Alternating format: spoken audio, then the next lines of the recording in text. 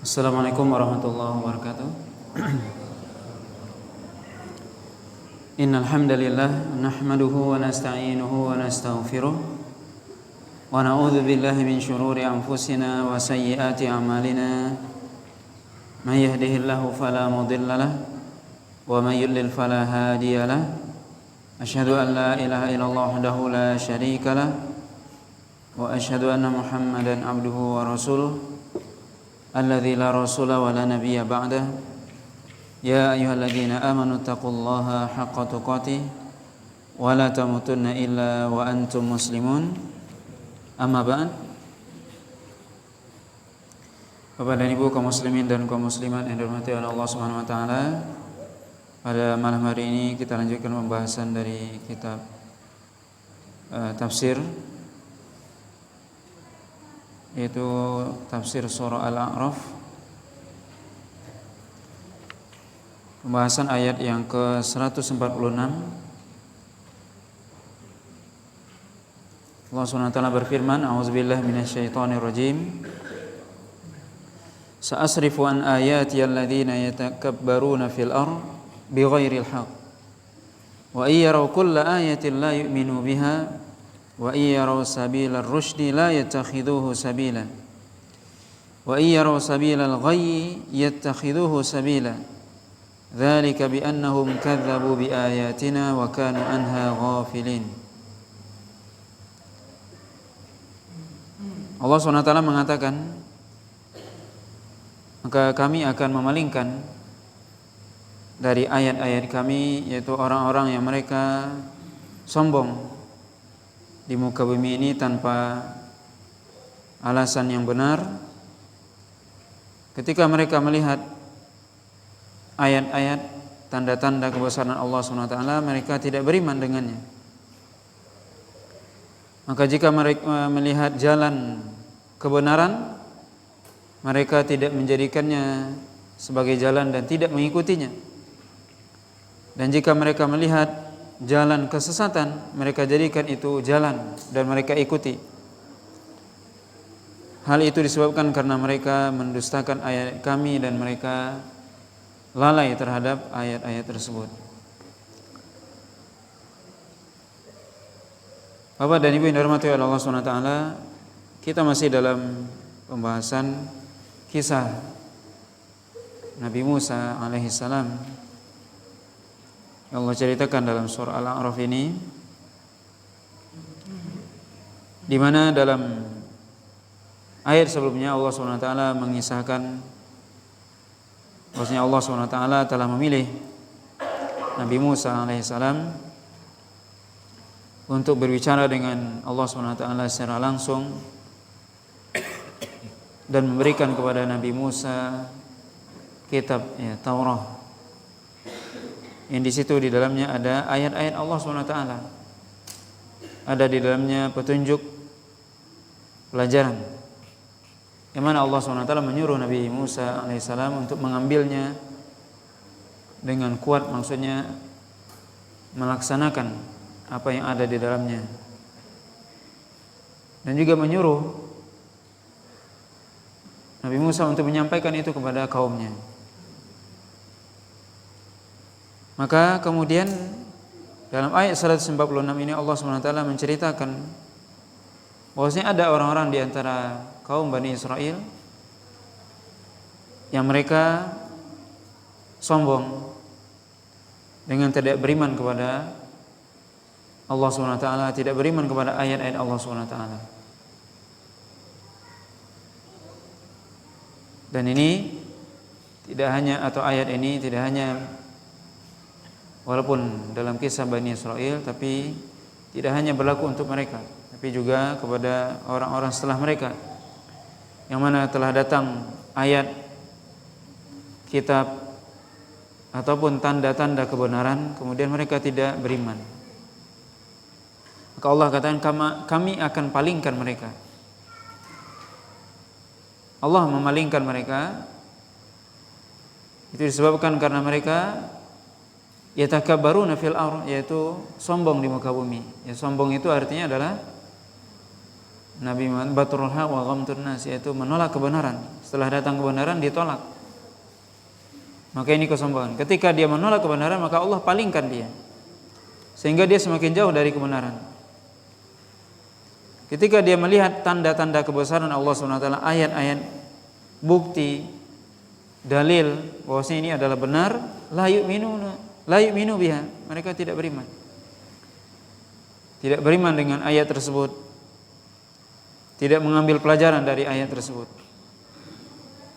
Bahkan jika mereka melihat wa iyyaru sabila rusydi la yattakhiduhu sabila, kalau mereka melihat jalan kebenaran, jalan yang benar, mereka tidak ikuti jalan tersebut, tidak jadikan jalan itu sebagai jalan hidupnya.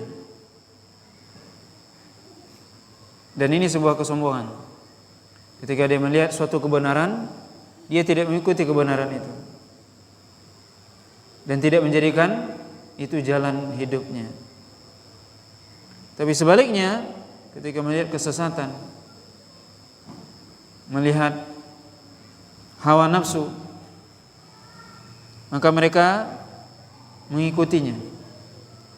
Bahkan mereka menjadikannya sebagai jalan hidupnya. Na'udzubillah. Hal itu juga disebabkan karena mereka mendustakan ayat-ayat kami. Kata Allah SWT, dzalika bi annahum kadzdzabu bi ayatina. Itu mereka lakukan karena mereka mendustakan ayat kami.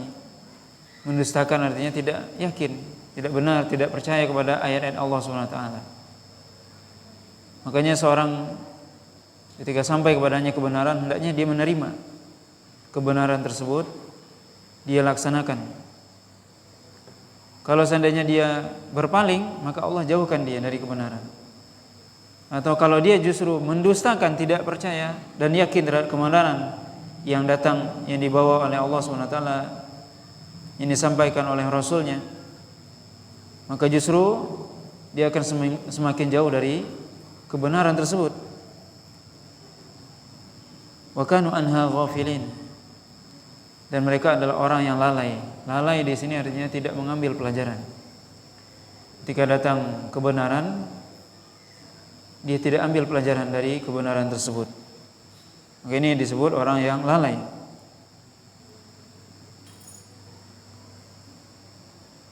Walladzina kadzdzabu biayatina wa liqa'il akhirah habitat a'maluhum hal yujzauna illa ma kanu ya'malun. Dalam ayat selanjutnya Allah katakan, dan adapun orang-orang yang mereka mendustakan ayat-ayat kami dan juga perjumpaan dengan negeri akhirat, orang-orang yang mereka mendustakan ayat-ayat kami, kemudian mendustakan perjumpaan dengan hari akhirat, itu tidak yakin dengan kehidupan akhirat. Itu mereka hanya berkeyakinan hidup itu hanya di dunia saja. Habitat a'maluhum, kata Allah SWT, maka dihapuskanlah amalannya. Seluruh amalannya dihapuskan. Apapun amalan yang dia lakukan di muka bumi ini, di dunia ini, ketika dia tidak beriman kepada ayat-ayat Allah SWT, yaitu ayat Allah SWT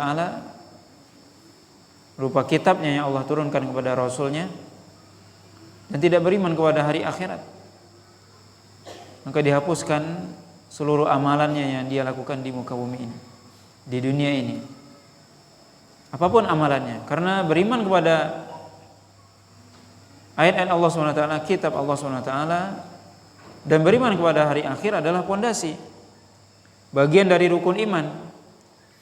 Dia adalah dasar dan pondasi dari keimanan seorang. Ketika seorang tidak beriman pada rukun iman yang 6, dan salah satunya adalah beriman kepada hari akhir dan juga beriman kepada kitab yang dibawa oleh para nabi dan rasul, maka tentunya tidak beriman orang tersebut.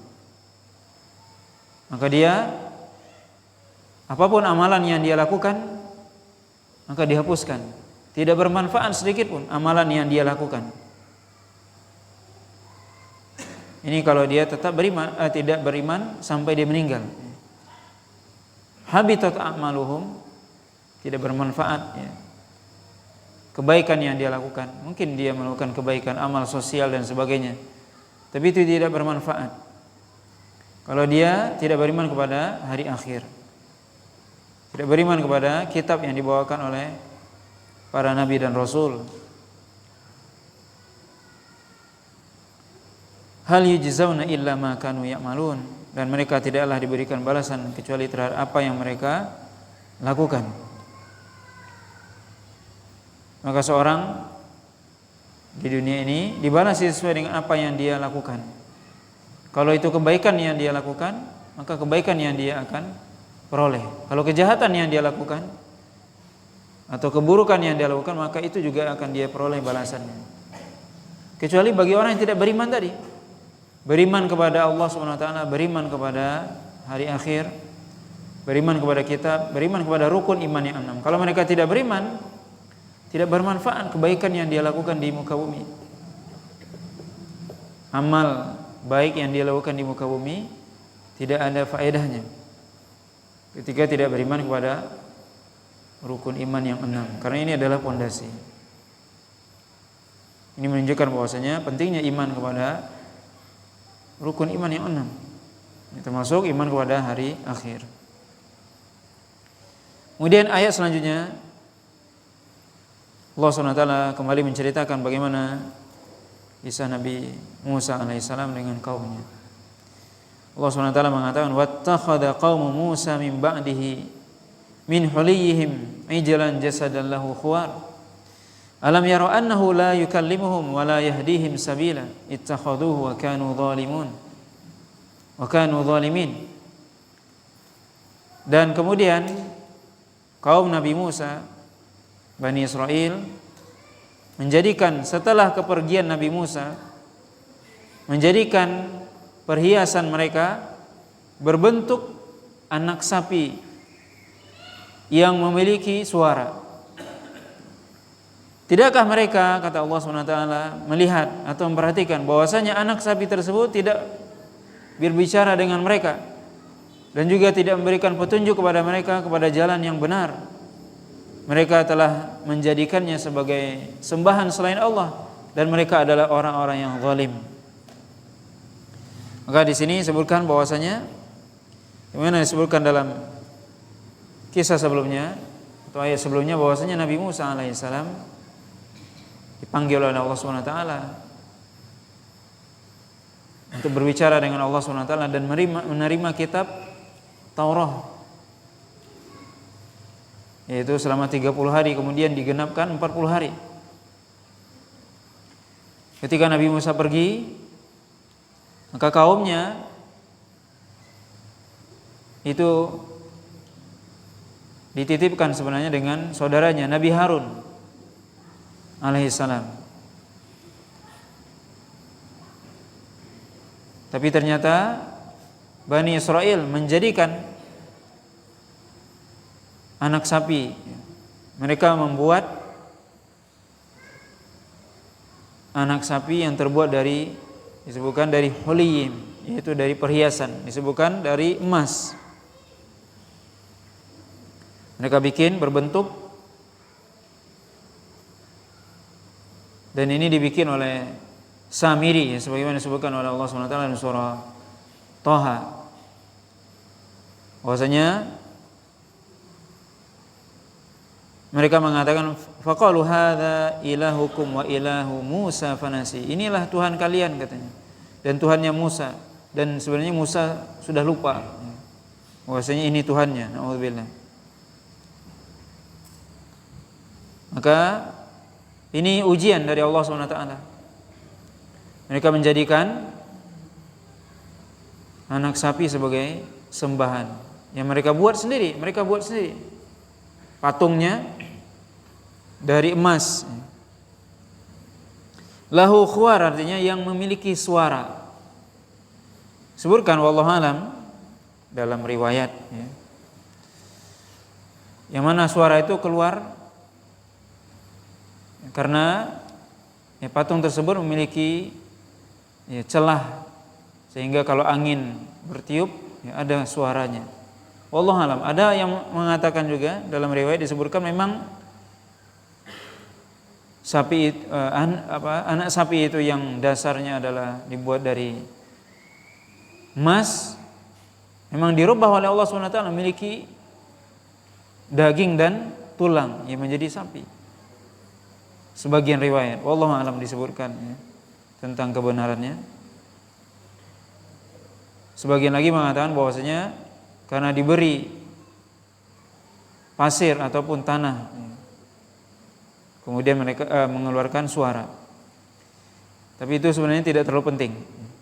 Yang penting mereka membuat anak sapi kemudian mereka sembah. Allah SWT katakan alam yarau annahu la yukallimuhum. Tidakkah mereka berfikir, kata Allah, tidakkah mereka melihat bahwasanya anak sapi itu tidak berbicara dengan mereka, tidak mampu tidak mampu berbicara dengan mereka sedikit pun, anak sapi tersebut. Dan ini menunjukkan bahwasanya berbicara itu adalah sifat kelebihan atau keistimewaan. Maka tidak benar orang yang mensifati Allah SWT tidak berbicara atau bisu, naudzubillah. Maka Allah SWT mencela sembahan ini karena mereka tidak bisa bicara, karena patung ini nggak bisa bicara. Maka berbicara itu adalah sifat yang baik. Bukankah anak sapi tersebut tidak berbicara dengan mereka? Wala yahdihim sabilan, dan tidak bisa menunjukkan kepada mereka jalan yang benar, jalan yang lurus. Maka ini Allah SWT mengingatkan mereka, ittakhadhuhu wa kanu zalimin, dan mereka menjadikannya anak sapi tersebut sebagai sembahan selain Allah SWT, dan mereka termasuk orang yang zalim. Dan ini sebuah kesesatan. Dan ini disebutkan wallahu alam sebelumnya mereka kenapa mereka menjadikan anak sapi sebagai sembahan? Sebelumnya mereka ketika melewati sebuah kaum yang ketika Allah SWT selamatkan mereka dari Fir'aun dan bala tentaranya, kaum tersebut menyembah sembahan selain Allah SWT. Maka mereka dalam ayat sebelumnya disebutkan, mereka mengatakan ij'alana ilahan kama lahum alihan, jadikan bagi kami wahai Musa sembahan sebagaimana mereka memiliki sembahan berupa patung. Maka ini mereka bikin. Kenapa? Karena meniru. Maka ini salah satu yang menyebabkan kesesatan adalah meniru orang kafir. Kenapa kaum Nabi Musa ini mereka terinspirasi membuat patung ini? Karena mereka melihat ketika diselamatkan oleh Allah SWT dari kejaran Fir'aun, mereka melewati suatu kaum yang kaum itu menyembah patung, menyembah berhala. Kemudian mereka sampai mengatakan, wahai Musa, buatkan bagi kami sembahan seperti mereka juga. Maka karena meniru orang kafir, atau yang disebut dengan tasyabbuh, menyerupai, Nabi SAW mengatakan, man tasyabbaha biqaumin fahuwa minhum. Siapa yang meniru satu kaum, dia bagian dari mereka. Maka ini berhati-hati meniru kebiasaan orang-orang kafir. Maka inspirasi ini datang kenapa? Karena mereka melihat orang kafir, mereka bikin patung, anak sapi. Dan ini ujian. Apakah semua Bani Israel ketika itu menyembah sapi atau tidak? Wallahu alam ya. Tapi yang jelas tentunya Nabi Harun tidak, dan sudah diperingatkan sebagaimana dalam ayat nantinya akan disebutkan. Kemudian ayat selanjutnya Allah katakan, walamma suqita fi aydihim wa ra'aw annahum qad dallu qalu la illam yarhamna rabbuna wa yaghfir lana lanakunanna minal khasirin. Dan ketika mereka, ini ketika Nabi Musa kemudian pulang, kemudian Nabi Musa memperingatkan mereka, kemudian mereka menyesali apa yang mereka lakukan, dan mereka melihat bahwasanya mereka sudah tersesat. Dan mereka melihat bahwasanya diri mereka sudah tersesat. Qalu la illam yarhamna rabbuna, kalau seandainya Rabb kami tidak merahmati kami, wa yaghfir lana, dan mengampuni kami, lanakunanna minal khasirin, maka sungguh kami termasuk orang-orang yang benar-benar merugi. Maka mereka bertobat kepada Allah SWT. Mereka bertobat kepada Allah SWT dengan meminta rahmat Allah SWT. Dan ini salah satu doa bahwasanya kita meminta kepada Allah SWT rahmatnya dan maghfirahnya. Dan rahmat Allah SWT itu lebih umum. Lebih umum karena rahmat Allah SWT itu mencakup dalamnya seorang yang diberi rahmat Allah, maka Allah SWT akan ampuni dia. Kemudian Allah SWT menceritakan bagaimana Nabi Musa ketika pulang.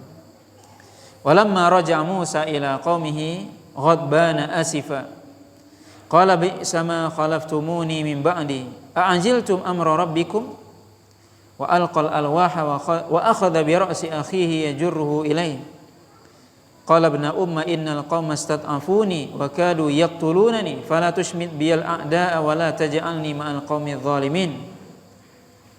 Ketika Nabi Musa pulang melihat kaumnya, dan sebelumnya Nabi Musa sudah diberitahu oleh Allah SWT. Nabi Musa pertama kali dipanggil oleh Allah SWT 30 hari, kemudian ditambah Allah SWT menambah menjadi 40 hari.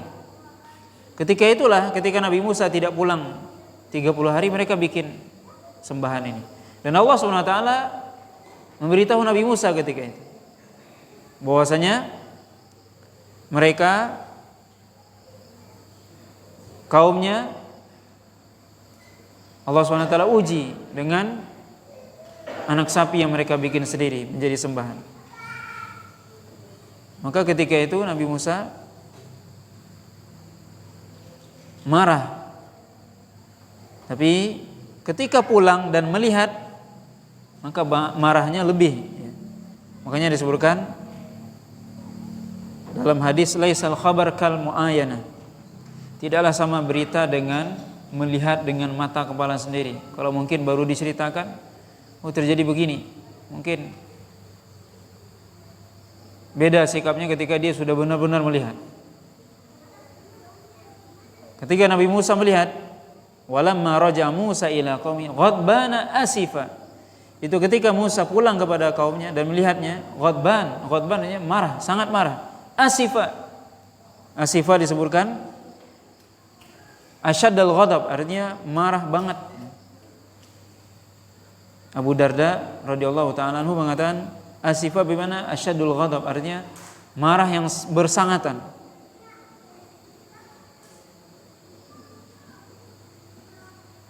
Kemudian apa kata Nabi Musa?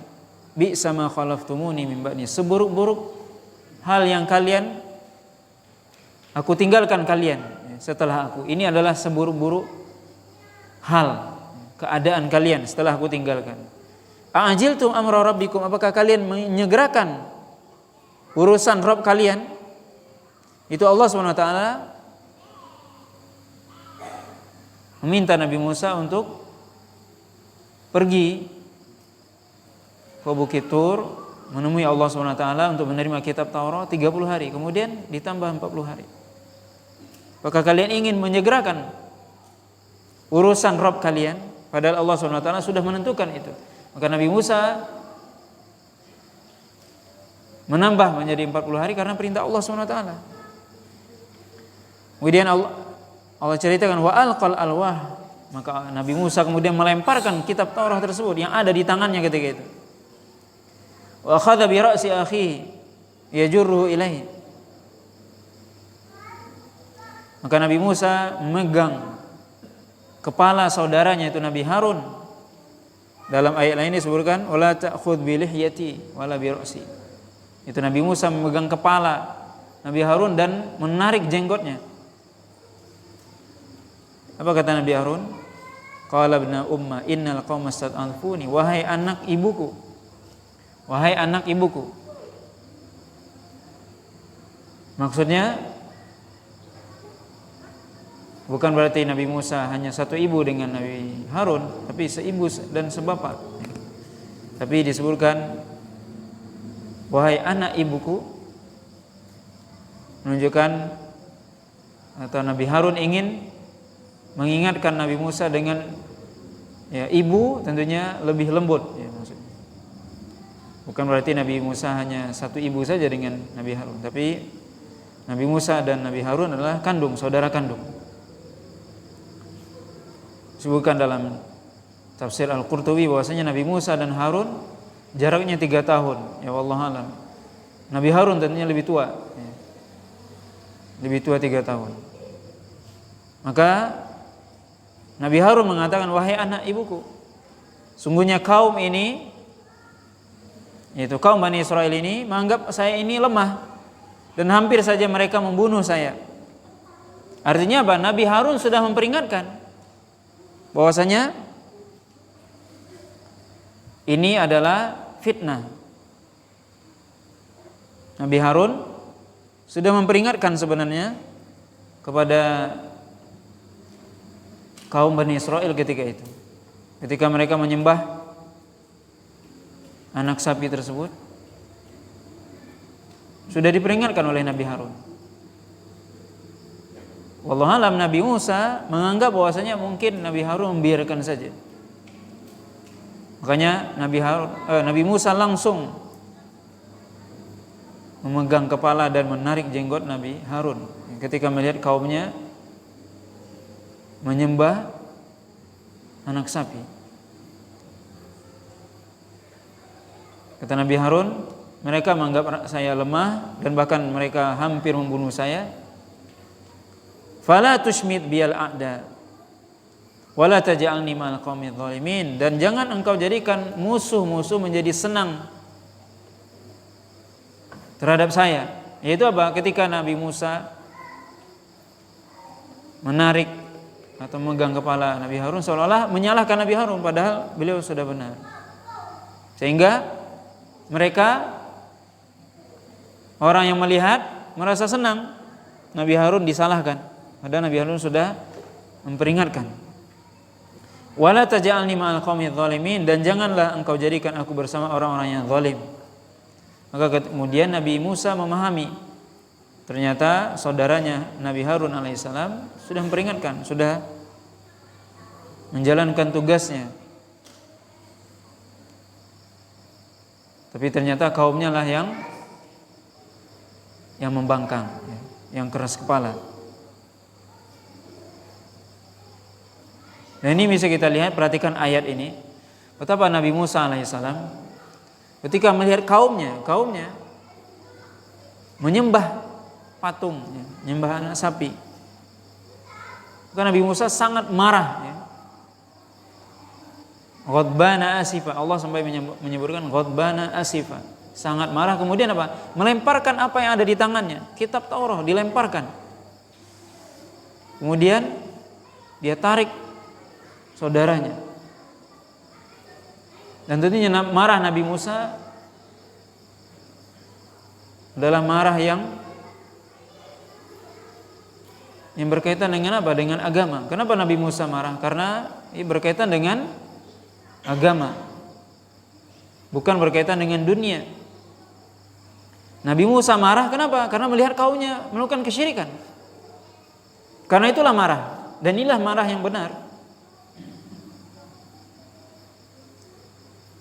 Sebagaimana juga Rasulullah SAW marah ketika melihat maksiat, sebagaimana disebutkan oleh Aisyah radhiyallahu taala anha, bahwasanya Rasulullah SAW tidak pernah marah kecuali kalau ada yang melanggar syariat. Makanya suatu ketika Nabi SAW ketika pulang dari perang, kemudian masuk ke rumah, kemudian Nabi melihat di tirai rumahnya ada gambar gambar makhluk hidup, maka beliau berubah wajahnya. Maka Aisyah langsung paham, kemudian beliau buka itu tirai. Maka ini marah yang benar. Nabi SAW pernah melihat sahabat yang dia seorang laki-laki memakai emas, maka Nabi marah, bahkan Nabi mencabut emas yang dipakai oleh sahabat tersebut. Kemudian Nabi lempar itu emas. Karena laki-laki dilarang pakai emas. Maka Nabi marah. Kenapa? Ini melanggar syariat.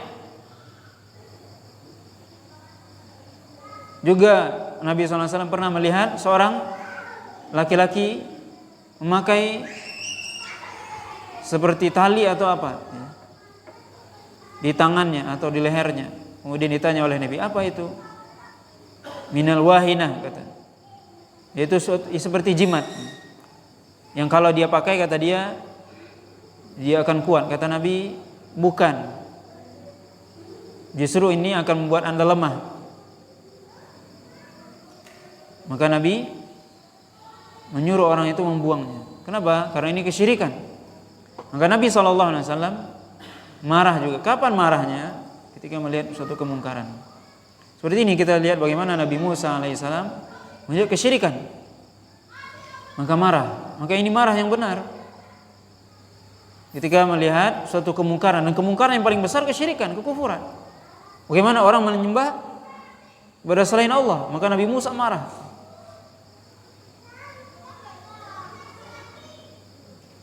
Maka ini ya marah yang benar ya. Adapun dalam masalah dunia, ya, seorang diperintahkan untuk menahan amarahnya. Dalam masalah dunia, seorang ketika dia melihat atau mengalami sesuatu yang tidak sesuai dengan kehendaknya, kemauannya, hendaknya dia menahan diri. Sebagaimana Allah ceritakan bagaimana sikap orang yang bertakwa dalam surah Ali Imran, wal kadhiminal ghaidh wal afina 'anil nas, yaitu orang yang menahan amarahnya. Dia tahan amarah. Kalau itu masalah dunia, maka dia tahan amarah. Dan seorang ketika dia marah, kalau dia dalam keadaan berdiri, kata Nabi, disuruh duduk. Kalau dia dalam keadaan duduk, maka berbaring, kalau tidak hilang juga marahnya. Maka ini ya, tuntunan Nabi SAW ketika seorang marah. Kemudian ayat selanjutnya Allah katakan, qala rabbighfirli wa li akhi wa adkhilna fi rahmatik wa anta arhamur rahimin. Yaitu maka Nabi Musa ketika itu berdoa, ya Allah, ampuni saya dan saudara saya Harun alaihi wassalam, dan masukkanlah kami ke dalam rahmat Engkau. Ayat ini sebagian ulama tafsir menjelaskan bahwasanya menyebutkan bahwasanya seluruh Bani Israel ketika itu menyembah patung kecuali saudaranya. Karena Nabi Musa mengatakan di sini, ya Allah, ampuni saya dan Harun. Wallahu a'lam ya. Maka Nabi Musa mengatakan, ya Allah, ampuni aku dan saudaraku Harun dan masukkan kami ke dalam rahmat Engkau. Wa anta arhamur rahimin, dan Engkau adalah zat yang paling penyayang.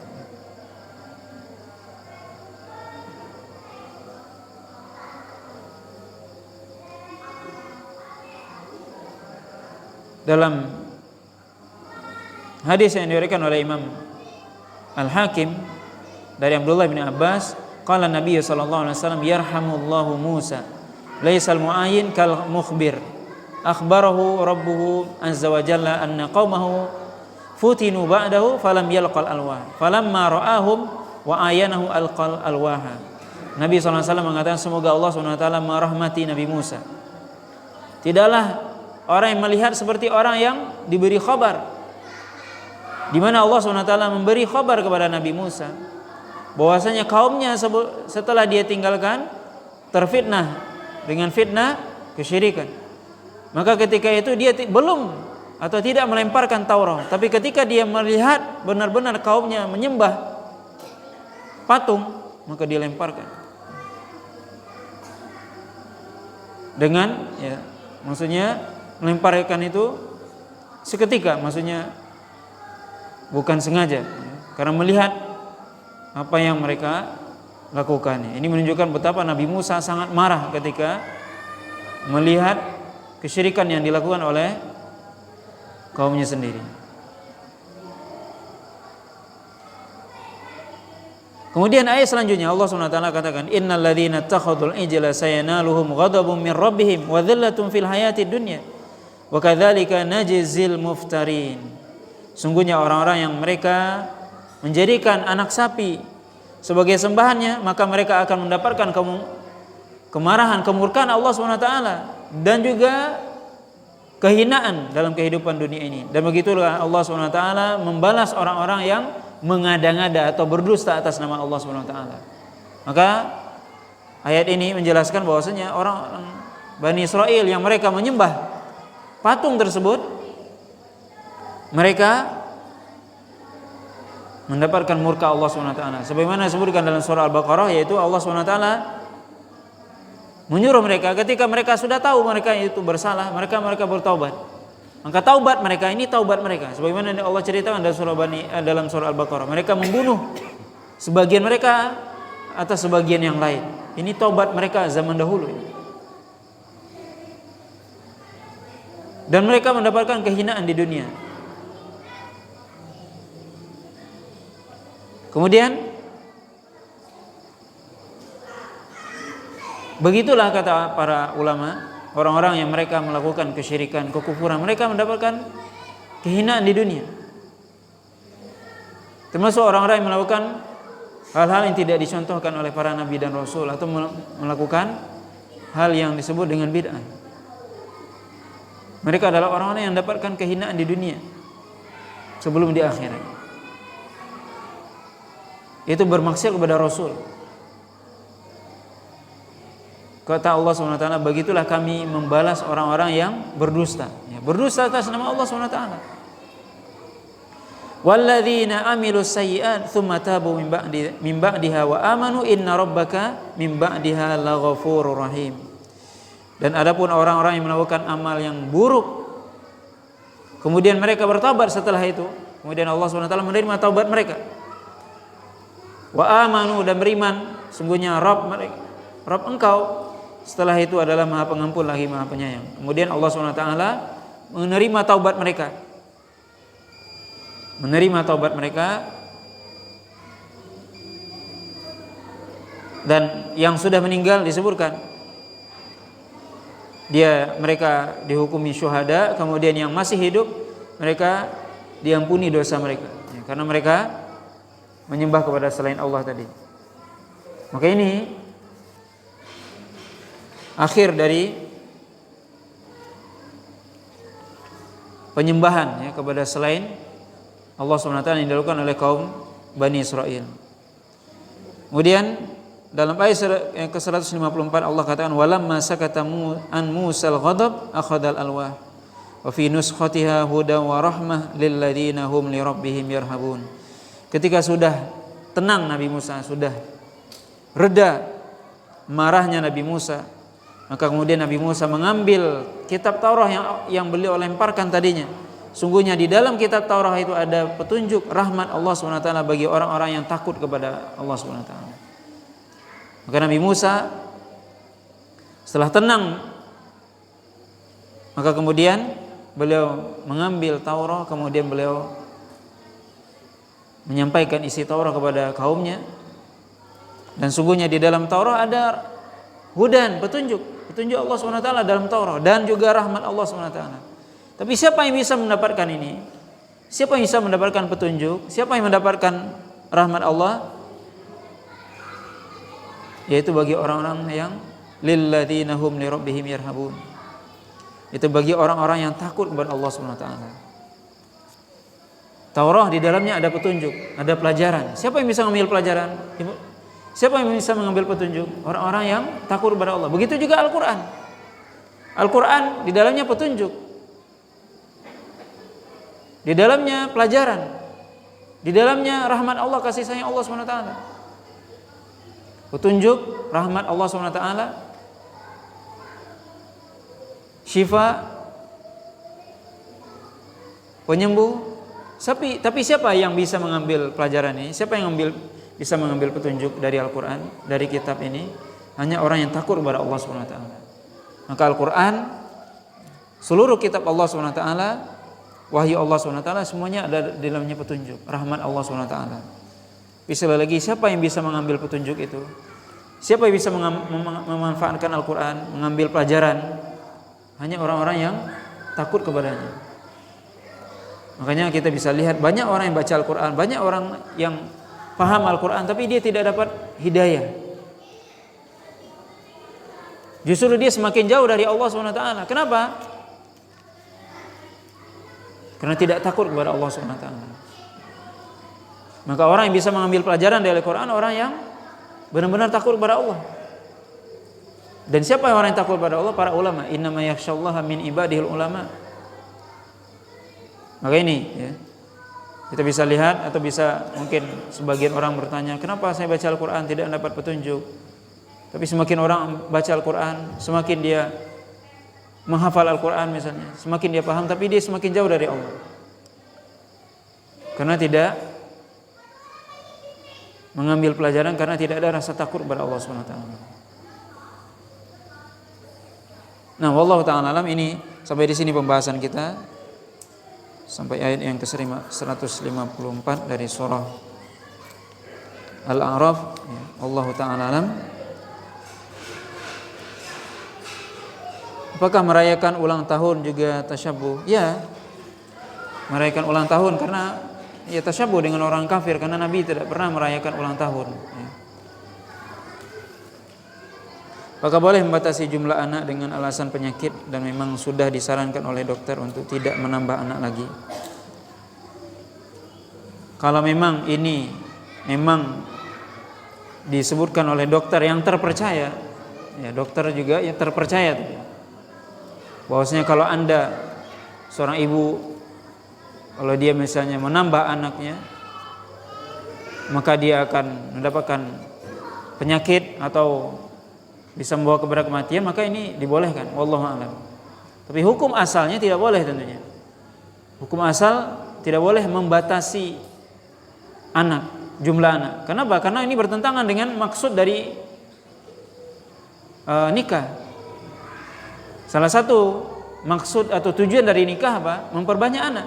Nah, Nabi SAW mengatakan tazawwaju al-walud al-wadud.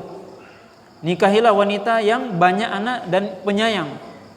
Kenapa? Fa inni mukatsirun bikum al-umama yaumal qiyamah. Karena aku berbangga dengan banyak umatku nanti di akhirat di hadapan para nabi, kata Nabi. Di hadapan para umat. Maka Nabi menyuruh kita memperbanyak anak. Itu salah satu tujuan daripada menikah. Nabi mengatakan zawaju al-walud al-wadud.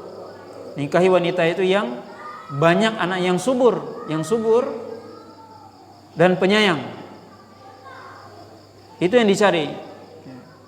Gimana kita bisa tahu bahwasanya perempuan itu subur? Lihat saudarinya atau lihat ibunya. Ibunya berapa jumlah anaknya?